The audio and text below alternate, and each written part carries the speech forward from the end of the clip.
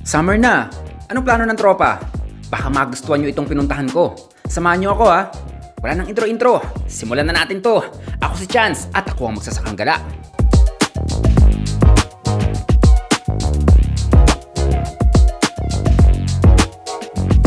So cute, I know, but I gotta mean like all the time setting my sights. Don't ask, just tell, but Good morning, good morning, good morning! Diba? Para radio broadcaster lang, no? Okay, good morning. Sa mga tulog pa, tulog ka lang. Basta huwag nyo ang kalilimutan na kumain bago gumising. Pwede ba yun? Kakain bago gumising, no? Parang weird nun, ah. Punta tayo sa may falls na mga hip-hop. Yung Yo-Yo Falls ba yun? Dito sa may Sangay. Yo-Yo Falls. Medyo masukal daw yung ano doon eh. Masukal daw yung daanan papunta ron. Yung mga gusto ko, yung mga alanganing lugar talaga. So, punta tayo doon. Kita-kits mamaya. Bye-bye. I won't tell you twice. Heart shapes around my name. Yeah, I gotta have it my way. Born to complain, but if the shoe fits, right? They might think I'm difficult, demanding, not my fault. Karating lang natin dito. So, makipag-coordinate muna tayo sa may barangay hall. Tignan natin kung ano yung mga requirements, kung may mga fee. So, and then iba pang mga requirements. Mahirap kasi pumasok sa mga lugar na hindi ka nakipag-coordinate. So, yun ang dapat gawin muna. Tara. Narinig nyo yung mga huni ng ibon. Sarap sa tainga, no? Okay, papasok na tayo dito. So, dumaan ako dun sa may barangay nila. Siguro one of the barangay official yung nakausap ko. Mapanood to ni Kuya. Salamat po sa pag-assist sa akin. So wala naman palang fee doon. So iniwan ko yung motor doon ng wala kang babayarang parking fee. Sabi ni Kuya to, baybayin ko lang daw itong daanan. Tignan nyo to. Grabe, no? Grabe yung mga bato. Talagang ano, hindi mo na matataniman yan ng ibang ano, dahil nga sa mga bato.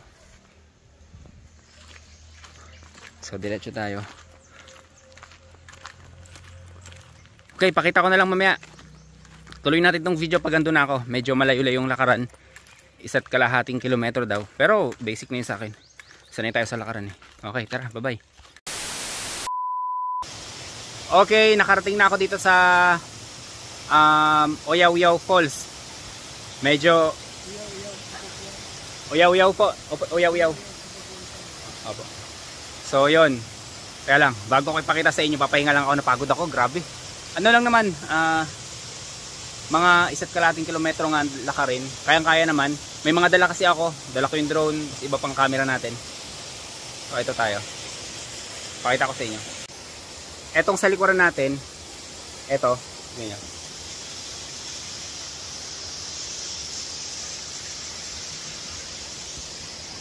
Mamaya na yung falls. Excited ka? So, nasa loob talaga to ng bundok. Kaya medyo yung nilakaran natin.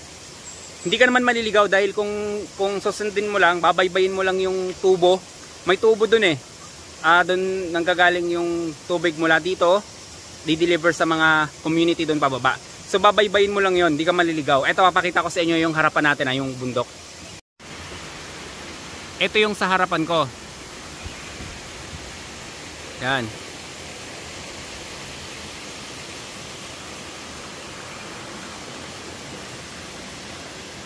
Yan. Mamaya na yung falls. Dahan-dahanin natin. Tapos dito sa kabila, merong kubo. Kuya, magkano ang ano sa kubo? Magkano? Ha? 150? 250? Ah, okay, 250 raw yung sa kubo. Ba tayo dito? Tinaw din ang tubig, oh. Clear, oh.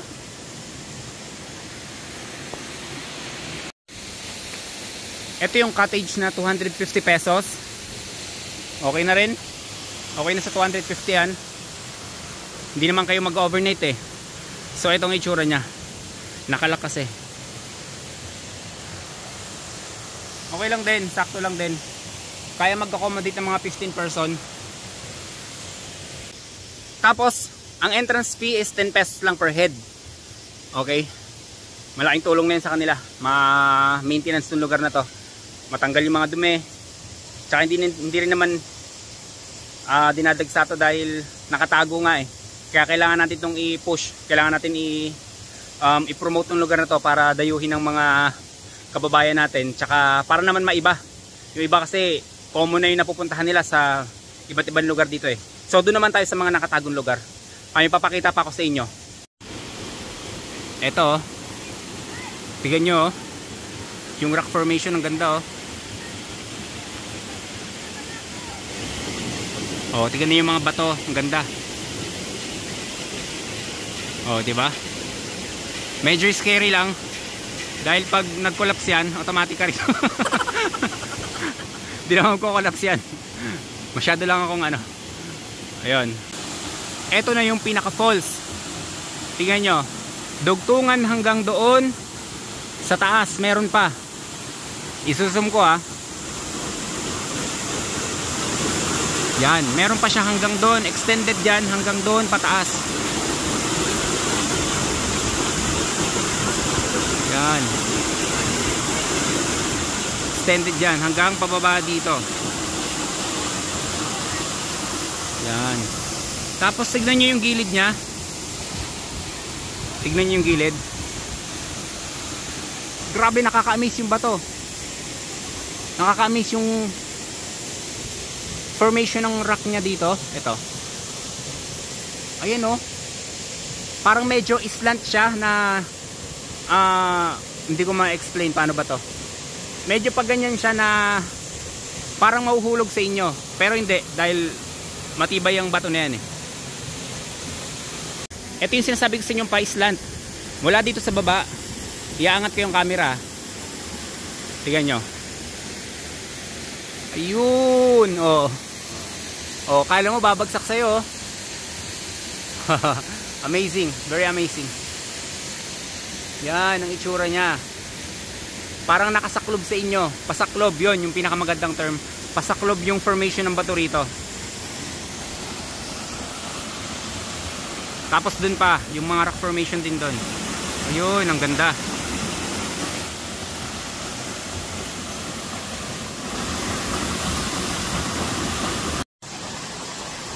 Okay. Maganda to. Maganda itong falls na to.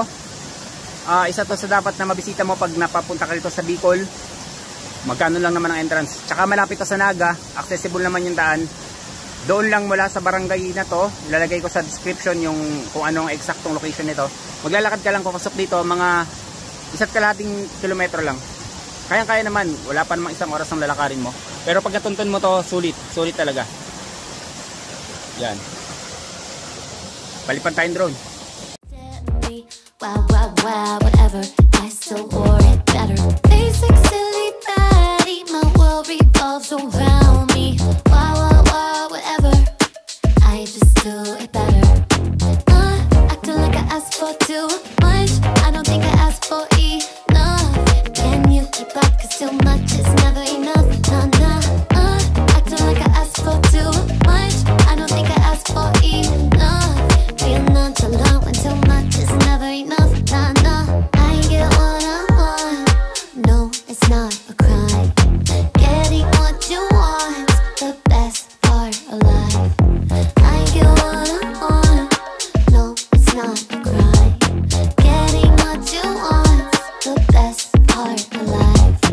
Speak my mind, I take what I need. If you don't like it, you can leave. Not holding back, not now or ever. All love, it's knowing my worth. And theirs and his and hers. No room for hard feelings, only healing. Acting like I asked for two.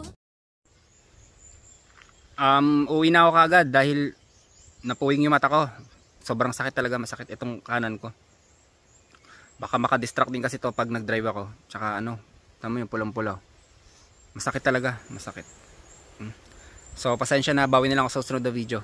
Pagtsagaan nyo na lang muna itong video natin. Masakit talaga eh. Tuwing ikukat ko yung mata ko, maramdaman mo talaga may bagay sa loob na masakit. So kita-kits na lang ulit sa susunod na video. I hope you enjoy the video. And take care, stay healthy everyone. Ako si Chance at ako magsasakang gala.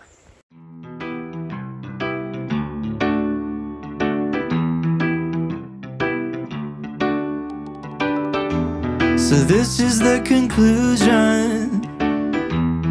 Happened faster than I thought, or a lifetime with perspective, end of an era after all. So where do you go at the end of the road?